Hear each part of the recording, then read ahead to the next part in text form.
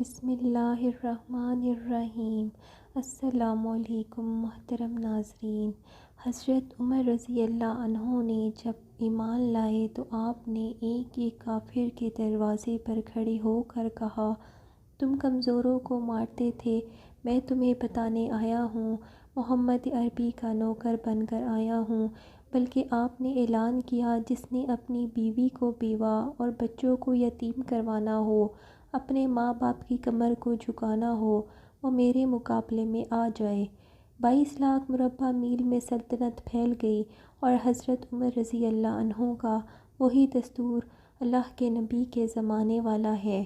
مہینے میں ایک دفعہ گوشت کھانا ہے، چھنے ہوئے آٹے کی روٹی نہیں کھانی، اور سخت لباس پہننا ہے۔ تو سب صحابہ آپس میں جمع ہو گئے کہ حضرت عمر رضی اللہ عنہ کو اپنا طرز زندگی بدلنا ہوگا۔ کوئی خادم یا کوئی غلام، کوئی اچھا لباس ہو، کوئی اچھا کھانا ہو۔ اب یہ طے پایا کہ کون بات کرے گا۔ حضرت علی رضی اللہ عنہ نے فرمایا کہ حضرت عمر رضی اللہ عنہ بات نہیں مانیں گے۔ پھر یہ طے پایا کہ حضرت عائشہ اور حضرت حفصہ سے کہتے ہیں، وہ بات کریں گی، وہ اللہ کے نبی کی بیگمات ہیں، تو وہ ضرور ان کی عزت و اکرام میں بات مان جائیں گے۔ دونوں امہات المومنین تشریف لائیں۔ حضرت عائشہ نے بات شروع کی، اے امیر المومنین، آپ سے بات کرنی ہے۔ حضرت عمر رضی اللہ عنہ نے فرمایا کہ ہاں کہو۔ کہتی ہیں کہ اللہ کے نبی کا دور تھا، دنیا آئی نہیں تو وہ فکر سے چلے گئے۔ میرے باپ کا دور تھا، دنیا آئی نہیں اور وہ فکر سے چلے گئے۔ اب اللہ نے آپ کا دور ہمیں دکھایا ہے، سونے چاندی کے ڈھیر لگ گئے، اور ہم دونوں یہ عرض کرنے آئی ہیں کہ آپ اپنا طرز زندگی بدل لیں۔ تو ایک دم آپ کے چہرے کا رنگ بدل گیا، اور فرمایا، کس نے بھیجا ہے آپ دونوں کو میرے پاس؟ تو حضرت عائشہ رضی اللہ عنہا نے کہا، پہلے آپ ہاں یا نہ کریں، پھر ہم بتاتے ہیں کہ ہمیں کس نے بھیجا ہے۔ حضرت عمر کی آنکھوں میں آنسو آ گئے۔ حضرت عمر رضی اللہ عنہ حضرت عائشہ سے نہیں، حضرت حفصہ سے کہنے لگے کہ بتاؤ، حضور صلی اللہ علیہ وسلم نے کبھی 2 وقت کا کھانا کھایا ہے؟ تو حضرت حفصہ رضی اللہ عنہا کہنے لگیں کہ نہیں، کبھی نہیں کھایا۔ تمہیں پتہ ہے نا کہ نبی صلی اللہ علیہ وسلم کے پاس ایک ہی کپڑا تھا؟ تو کہتی ہیں کہ ہاں جی، نبی پاک صلی اللہ علیہ وسلم کے پاس ایک ہی کپڑا تھا، اس کو وہ خود ہی دھوتے تھے۔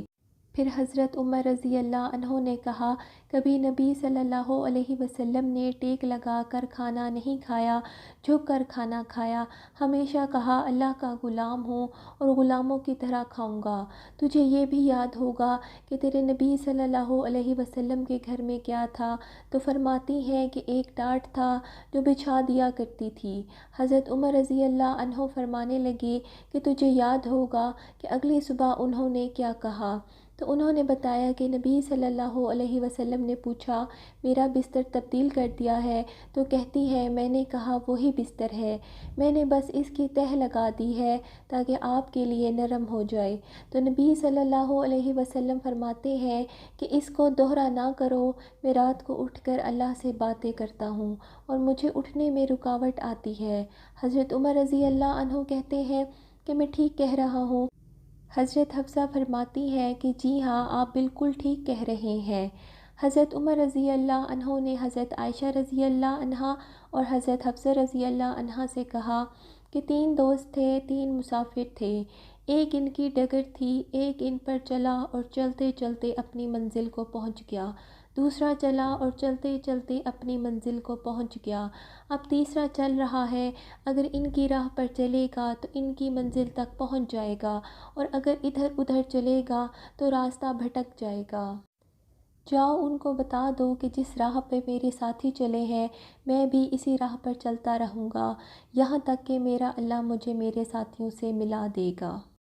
حضرت عبداللہ بن مسعود رضی اللہ عنہ فرماتے ہیں کہ حضرت عمر رضی اللہ عنہ کا ایمان لانا مسلمانوں کے لیے عزت کا سبب تھا، ان کا ہجرت کرنا مسلمانوں کے لیے نصرت تھی، اور ان کی خلافت مسلمانوں کے لیے رحمت تھی۔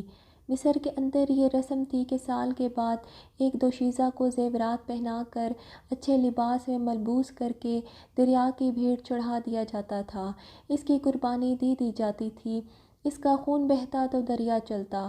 جب مسلمانوں نے مصر فتح کیا تو اس کے گورنر نے لکھا، اسلام تو ہمیں اس طرح کی رسومات کی اجازت نہیں دیتا، لیکن خشک سال ہے، لوگوں کی فصلیں ویران پڑی ہیں، تو حضور کیا کیا جائے؟ تو حضرت عمر رضی اللہ عنہ نے کاغذ کے ٹکڑے پر لکھتے ہیں، بسم اللہ الرحمن الرحیم، اگر تو اللہ کے حکم سے چل پڑے تو ٹھیک ہے، ورنہ ہمیں تیرے چلنے کی کوئی حاجت نہیں، اور قاصد کو کہا کہ اس کو لے جاؤ اور دریائے نیل میں ڈال دو۔ پھر وہ دریائے نیل ایسا چلا کہ آج تک خشک نہ ہوا۔ ہر امت کا کوئی نہ کوئی صاحبہ احلام ہوتا ہے۔ حضرت محمد صلی اللہ علیہ وسلم کی امت کا صاحب احلام حضرت عمر رضی اللہ عنہ تھے، اور آقا نے ان کو اپنا وزیر قرار دیا اور فرمایا کہ 2 وزیر آسمانوں میں ہیں اور 2 وزیر زمین میں ہیں، اور آسمانوں کے وزیر حضرت میکائیل علیہ السلام اور حضرت جبرائیل علیہ السلام ہیں، زمین کے وزیر حضرت ابوبکر صدیق رضی اللہ عنہ اور حضرت عمر رضی اللہ عنہ ہیں۔ لوگ حضرت عمر رضی اللہ عنہ کے پاس آتے تھے کہ حضرت لاوا پھوٹ رہا ہے، آگ نکلتی ہے، اب کیا کیا جائے؟ آپ نے اپنی قمیض اتار کے دی جس کو 17 پیوند لگے ہوئے تھے، کہا جاؤ آگ کے آگے ڈالنا، آگ پیچھے چلی جائے گی۔ زلزلہ آتا تو زمین پہ درے مارتے، کہتے کہ رک جا، کیا عمر نے تیری چھاتی پر انصاف نہیں کیا؟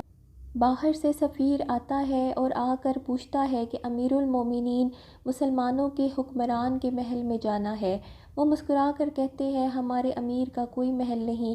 کہ کہاں ہوتا ہے تمہارا امیر؟ تو کہنے لگے کہ مسجد میں دیکھ لو، یا بیت المال کے اونٹوں کی دیکھ بھال میں لگے ہوں گے۔ جب وہ سفیر مسجد گیا تو وہ مسجد میں نہیں تھے۔ پھر دیکھتے ہیں کہ حضرت عمر رضی اللہ عنہ جنت البقیع کے پاس ایک درخت کے نیچے سو رہے ہیں۔